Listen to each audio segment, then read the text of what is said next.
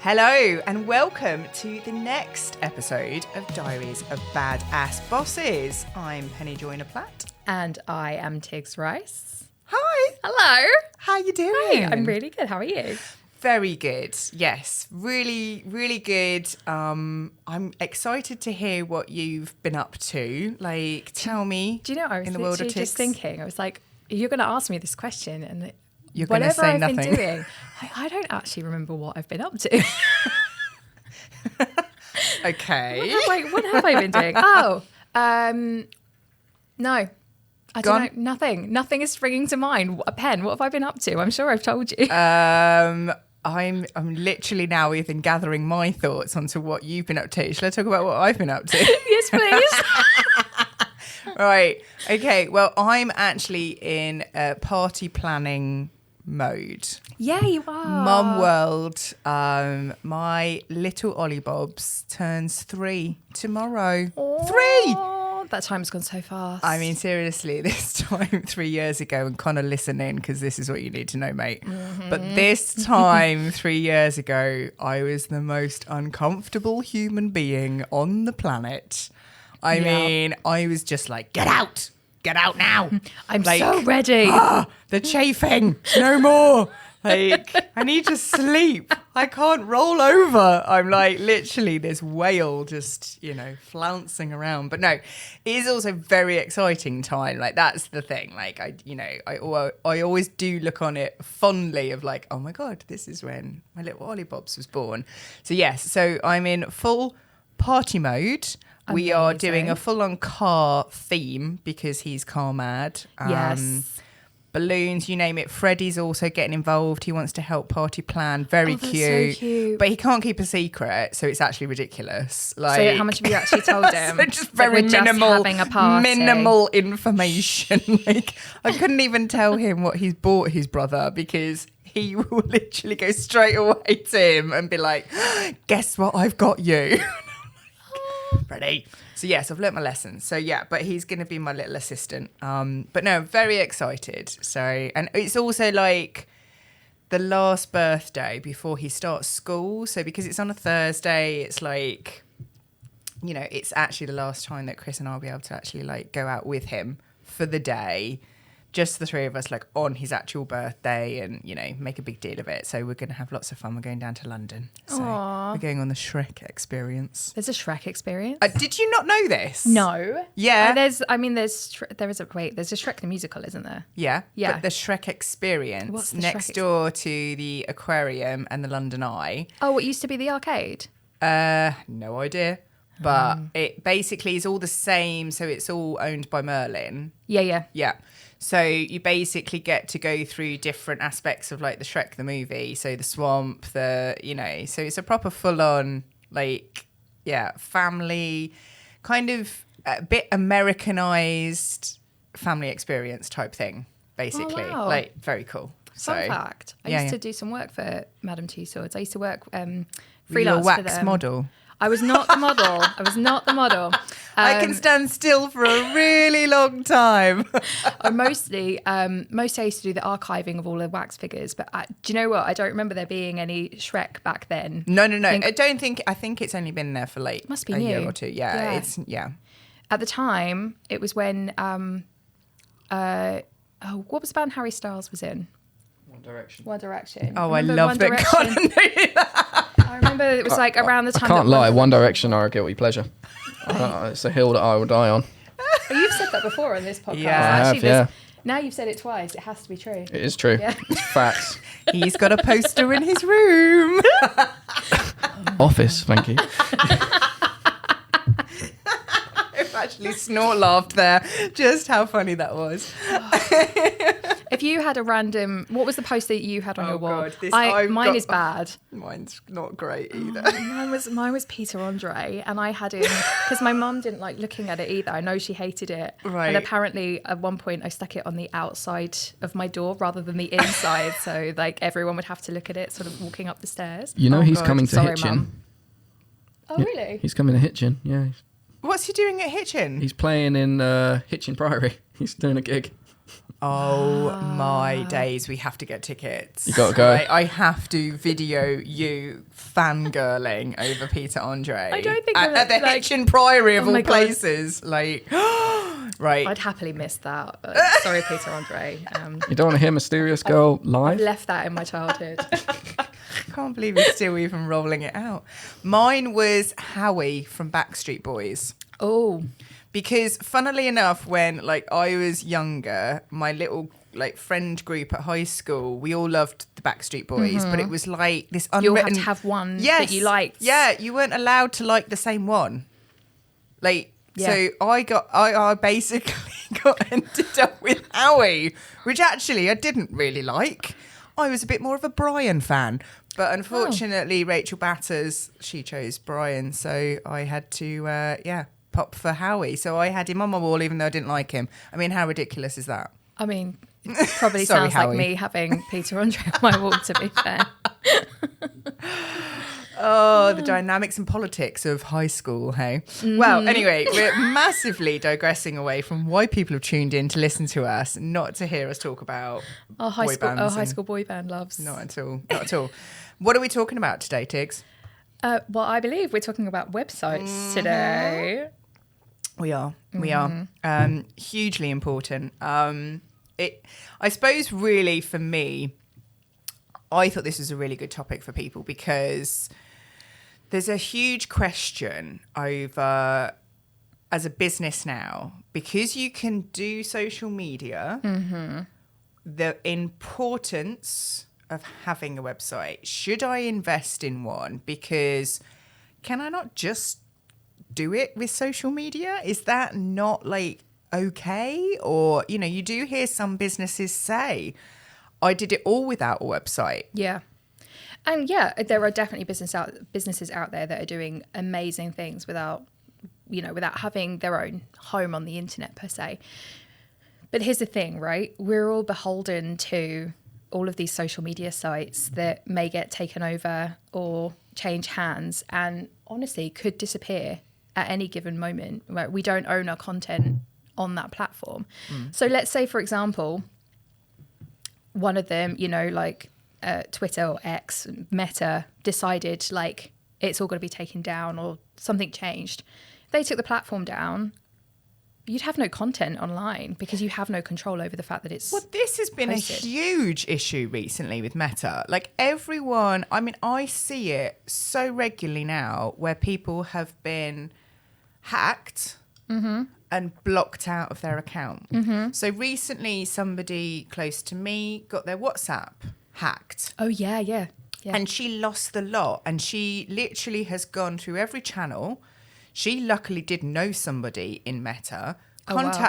She contacted them. And she said, this hacker has done so much damage that your number is blacklisted. There's no coming back. She's had to get a new phone. But she's lost all of her content. Yeah.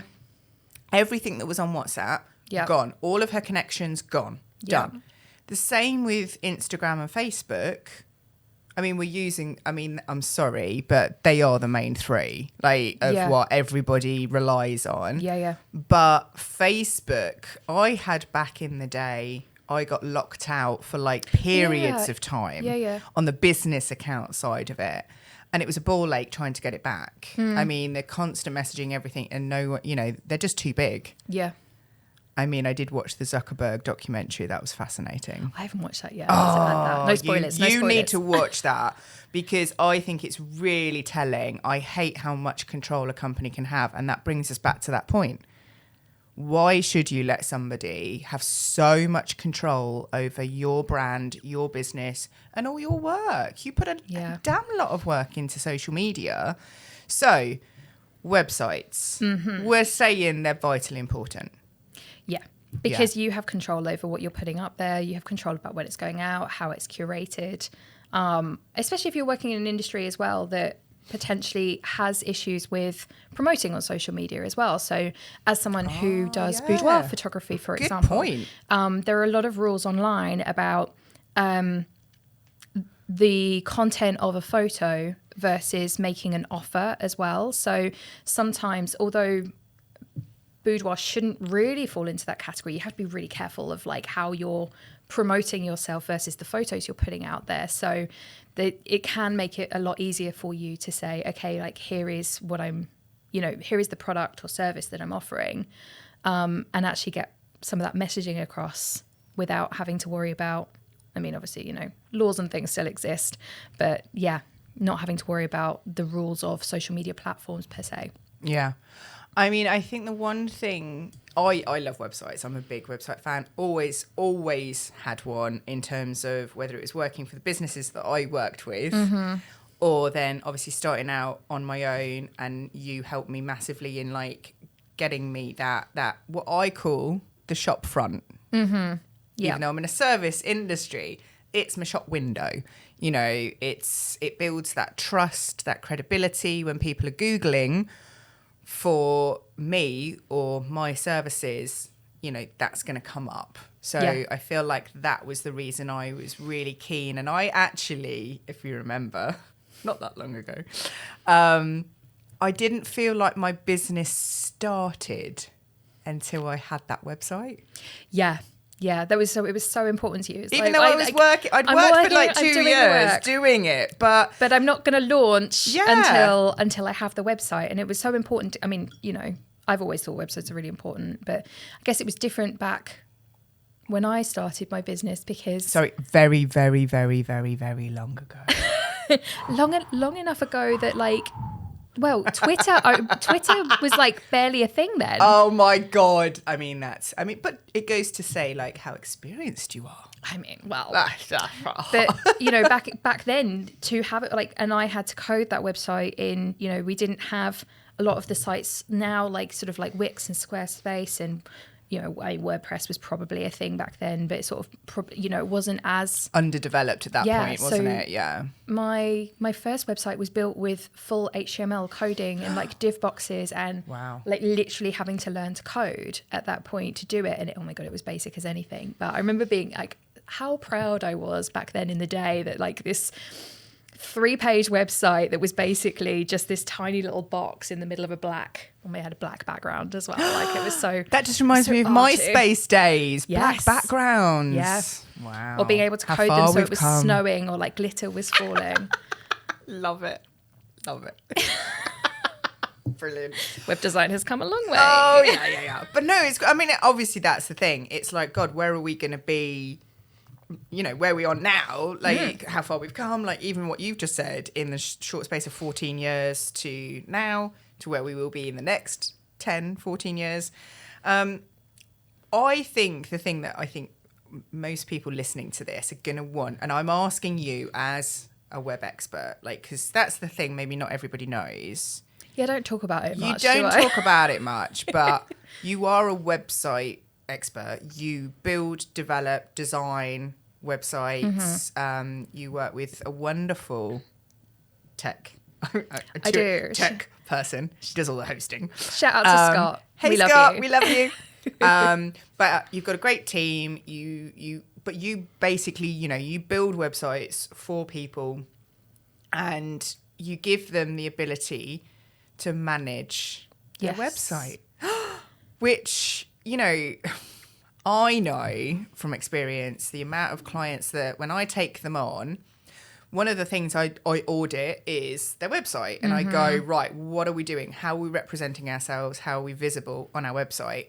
And the one thing that they'll say to me, is the most common thing is, oh, it's not been updated in ages because I don't have access to my backend. And I mean... that to me, I can't believe that still happens today. Yeah, the thing is, I've always believed that a website should be a living, breathing home. Like, you don't put it up there, just shove it on the web, like shove it on the internet, and then you're done with it. Because, as a business, you're going to be constantly evolving, especially, all right, my services, I don't tend to change my packages that much. I might update the pricing here and there. But like, I want to be able to go on, I want to be able to put blog posts up, and that's important for making sure that you're getting good search engine optimization, keeping the site relevant and fresh. So if you have a website that is, the only way for you to do it is to, I don't know, wait a quarter or whatever, a quarter of the year, and then, you then have to commission someone to come in and do it. you're not getting that ability to go in and refresh and put new content up. Or, you know, if you're a product-based company, you need to be able to launch your new products on there. And well, this is it. Like deals, you need to be able to do those on a like in sometimes actually on the day. So interestingly, my waxer, or I should say our waxer, not that she does this at the same time because that sounds weird. No. But she. There's another blooper for you, Connor. They're getting dirtier, aren't they? But basically, she was saying to me that when she does get bookings, cancellations, whatever, I was going to say slots open. Oh God, you can't say that with waxing. No. Oh my God. Refrain, The but blooper now I'm reel like, for oh, this, God. I don't know, we're not in seasons anymore, but like the blooper reel for this period of time is phenomenal. Special. I'm It's still what I'd reeling like over to say. slippery It's tentacles. Like that one's just Slippery Tentacles is still definitely probably It's up number there. one on It's that. up Yeah, there. yeah, Yeah. well done. Right.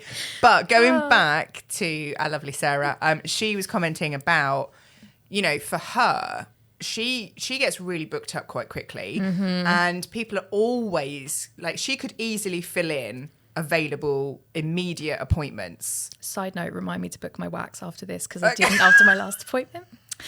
Noted. Right? Everyone now is so involved in our waxing history. Sarah, if you're listening, Tigz will be in touch. Yeah. But yeah, basically, really don't, like, we're going right off a tangent here. I mean, Connor's going to be going, guys, you're going way over your time This is here. meant to be a 20-minute episode. I know. 10 minutes of it was waxing.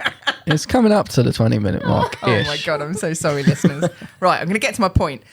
But her issue was she has to pay the web developer that created the website to go in and do that for her. And then when she does ask them, that she's actually saying, okay, I'm begrudgingly going to have to pay, but, I might not get to it for 2 days.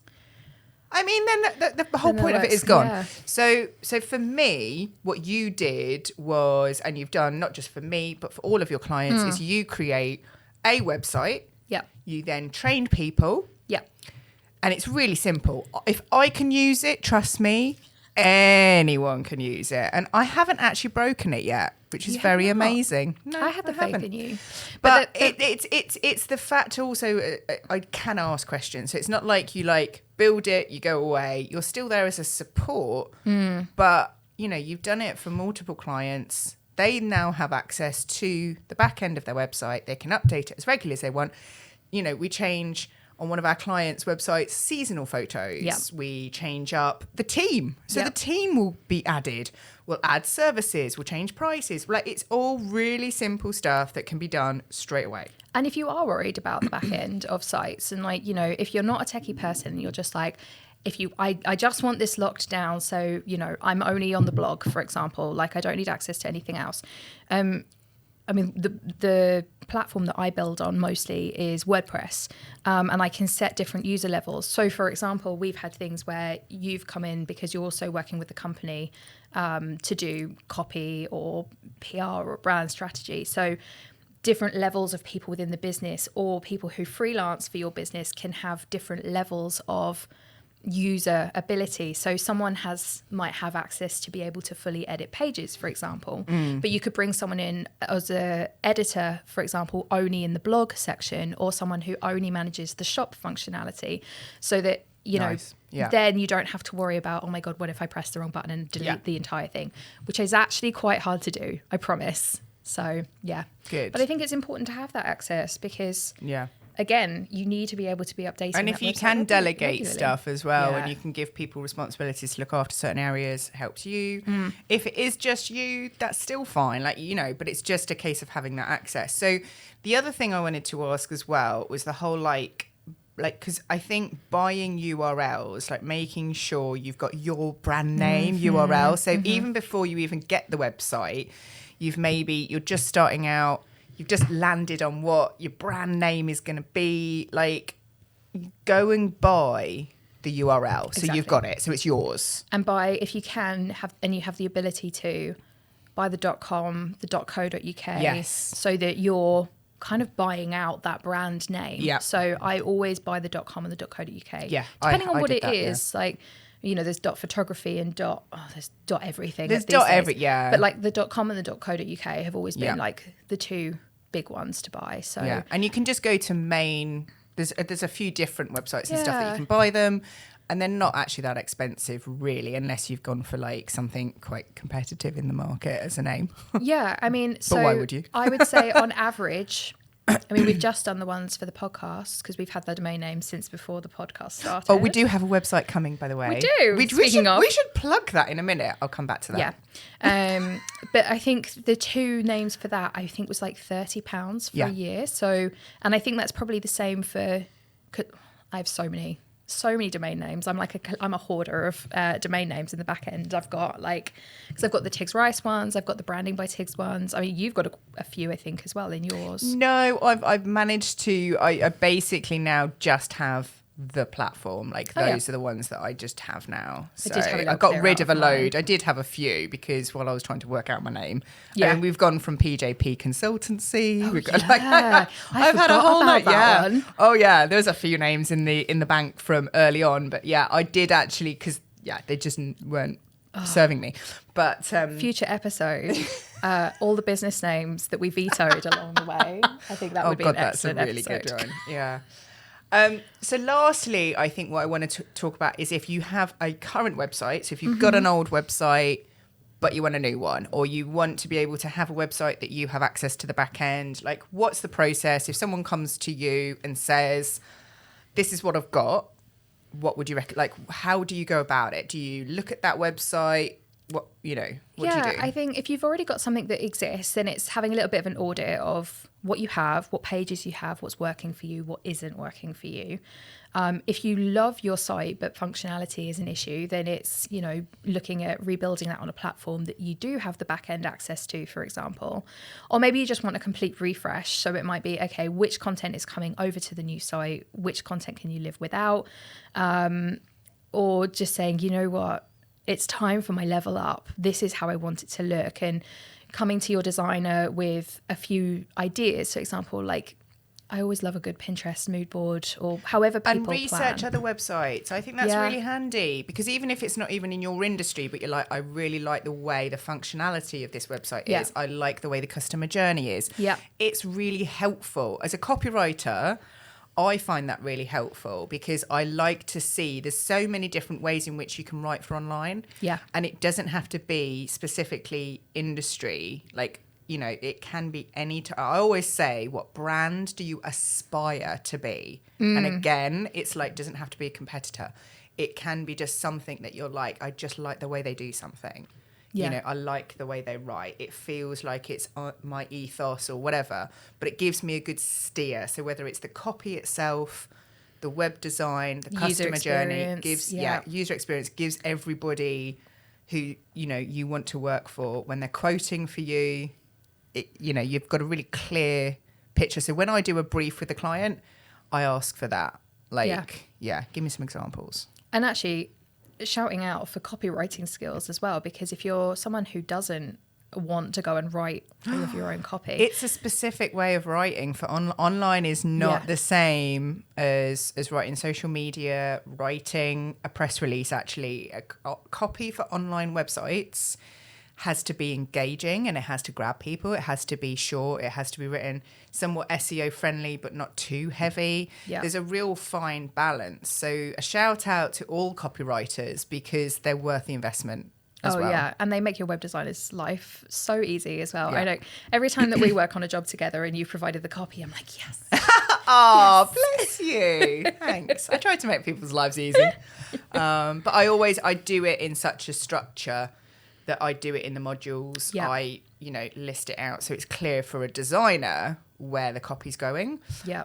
But again, that's why, as I say, you might not have the budget. And that brings me on nicely too, which is what probably puts most people off, is price. Does it cost the earth to do this? I mean, realistically, you're definitely going to want to put some budget aside. So, you're going to have your domain names. So, let's factor in like you've got your 30 quid a year sort of there, and you're going to have hosting as well. So, there are packages that range from tens of pounds to hundreds of pounds, depending on the size of the site, the amount of traffic that you're getting, whether you want a premium server, you need dedicated space because, I don't know, you're going to be on Dragon's Den, or you're going to be sort of in some kind of like massive international news outlet, for example, and you're expecting it to go viral really good or PR. something. Yeah, because you've got a really great PR and excellent web designer, and photos are in point and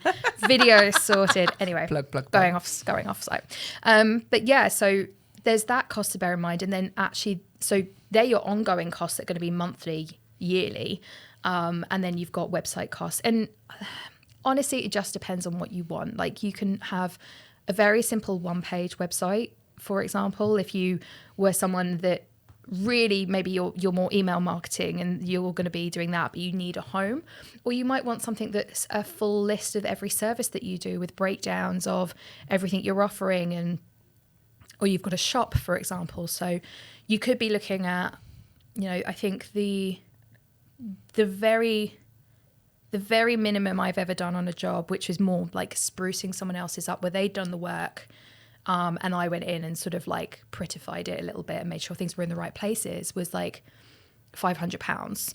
But then I've worked on sites that have been really in depth and had a lot of pages and needed a lot of content and had to fit a lot of certain like industry criteria in terms of like terms and conditions, for example. And that's gone into sort of like nearer the £5,000 mark. So yeah. There is such a wide It's all scalable, spread. isn't it? Yeah. And so I think it's really important to know that you're going to have to invest some money in this, and there's ongoing costs for having a website, but realistically put some budget aside, work out what you're comfortable spending and what your business can afford, and going from there.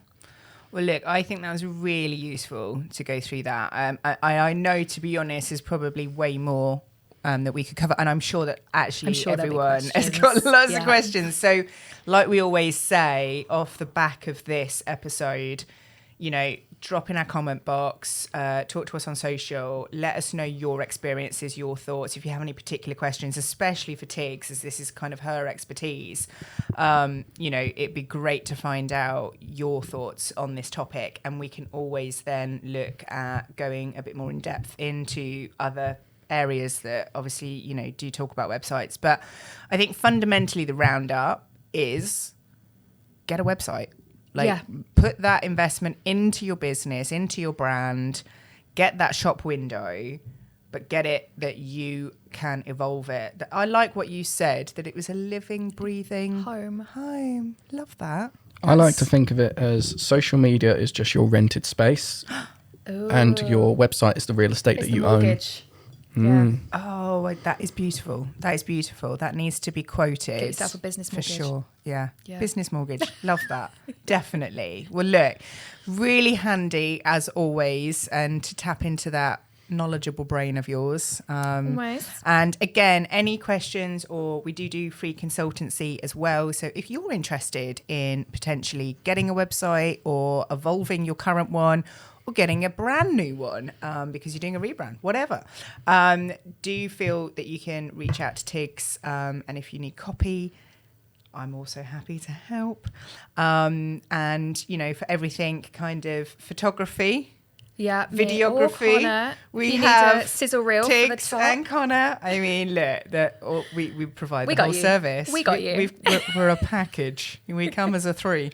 But no, it's been wonderful. And I want to thank everyone for tuning in. And also, as always, please become part of our community. Subscribe to our channel.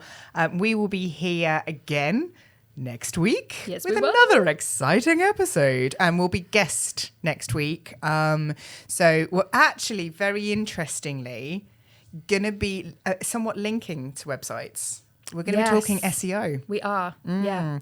So tune in next week, because we have a data-driven, beyond belief expert in SEO. We're going to geek out so hard on this one. I mean, do you know what? I know the lovely Cole personally as well. We work together closely, and I'm no geek on this matter, but I do like geeking out with him on this, and I know that you and Connor are going to absolutely love it. So yeah, it's going to be good fun. So join us next week because it's going to be a good one. Tune us. Tune us. Tune in. This is just one of those episodes we're going to look back on in like a couple of months' time. I thought we were getting good at this. Yeah. Clearly not. Anyway, join us next week when we're back with another us dose. In next week on all your major channels. And but look, in all seriousness, thank you for joining us, and we'll see you next week. Bye.